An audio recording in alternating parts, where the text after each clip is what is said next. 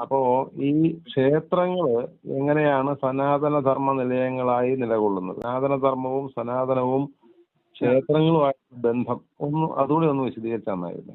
അതെ അതെ, എന്നാലാണ് അത് പൂർണ്ണതയിലെത്തുള്ളൂ അല്ലേ. അതെ അതെ അതായത് സനാതന ധർമ്മ വ്യവസ്ഥിതിയിൽ എങ്ങനെയാണ് ക്ഷേത്രം വരുന്നത് എന്നുള്ളത്. അതെ. ഈ ത്രിഗണ വൈഭവമായിരിക്കുന്ന പ്രപഞ്ചത്തിലെ ജീവനെ ജനിപ്പിക്കുന്ന മുഖങ്ങൾ ആവശ്യമാണ്. ബ്രാഹ്മണ്യം ജനിക്കുന്നത് ഭൂമുഖങ്ങളിൽ നിന്നാകുന്നു. മണ്ണും ജലവും ചേർന്നിരിക്കുന്നിടത്താണ് ബ്രഹ്മശക്തിയായിരിക്കുന്ന ജീവലോകം ജനിക്കുന്നത്. ആ ജീവലോകത്തെ ജനിപ്പിക്കുന്നതിന് വേണ്ടിയിട്ട് ശൈവ നിലയങ്ങൾ ആവശ്യമാണ്. ശിവനും പാർവതിയും മണ്ണും ജലവും ഏറ്റവും പരിശുദ്ധമായിട്ട് ചേർന്നിരിക്കുന്ന ഇടങ്ങൾ ആവശ്യമാണ്. അവിടെയാണ് ശിവകുടുംബം സാധ്യമാകുന്നത്, ഗണപതി സാധ്യമാകുന്നത്, സുബ്രഹ്മണ്യ ദേശങ്ങൾ സാധ്യമാകുന്നത്, ഭദ്രകാളി ഭാവങ്ങൾ, ദുർഗാഭാവങ്ങൾ എല്ലാം സാധ്യമാകുന്നത് ഭുവനേശ്വരി ഐശ്വര്യമേകുന്നതാകുന്ന ഇടങ്ങളെ സൃഷ്ടിക്കുന്നത്. അങ്ങനെയുള്ള ശൈവ നിലയങ്ങളെ സൃഷ്ടിക്കുന്നതിന് വേണ്ടിയിട്ട്, അങ്ങനെയുള്ള ദേശങ്ങളെ സൃഷ്ടിക്കുന്നതിന് വേണ്ടി, ജീവലോകത്തെ പരിപാലിക്കുന്നതിന് വേണ്ടിയിട്ടാണ് വൈഷ്ണവാരാധനയെ നടത്തുന്നത്.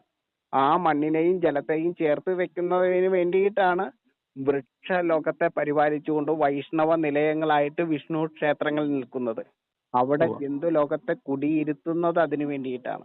ഓരോ ജന്തുലോകവും മാതൃലോകവും താമസിക്കുന്ന ഇടങ്ങളാണ് ലക്ഷ്മി ലോകങ്ങള്, ലക്ഷ്മി ഗ്രഹങ്ങള്. ആ ലക്ഷ്മി ഗ്രഹങ്ങൾ നിറഞ്ഞിരിക്കുന്നത് വൈഷ്ണവ ശക്തിയുടെ നിലയങ്ങളിലാണ്. അതാണ് ജീവലോകത്തിന്റെ സ്വർഗവാതിൽ തുറക്കുന്ന ഇടം എന്ന് പറയുന്നത്. അപ്പൊ ഈ വൃക്ഷലോകത്തിന്റെ നായകത്വം ഉണ്ടെങ്കിൽ മാത്രമാണ് ജന്തുലോകത്തിന് അവിടെ നായികയാകാൻ പറ്റുള്ളൂ. അപ്പൊ മണ്ണിനെയും ജലത്തെയും ചേർത്ത് വെക്കുവാൻ ആ വൈഷ്ണവലോകം ആവശ്യമാണ്. അപ്പോ വൈഷ്ണവ ക്ഷേത്രങ്ങൾ ആവശ്യമാണ്.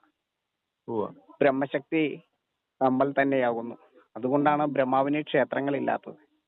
ബ്രഹ്മാവിന്റെ ക്ഷേത്രമാണ് ഓരോ ശരീരവും, ഓരോ ഗാത്രവും. ഈ ക്ഷേത്രങ്ങളെല്ലാം ബ്രഹ്മാവിന്റെ ക്ഷേത്രത്തിന് വേണ്ടിയിട്ടാകുന്നു. അങ്ങേക്ക് മനസ്സിലാകുന്നുണ്ടോ? ഗോപിജിക്ക് മനസ്സിലാകുന്നുണ്ടോ?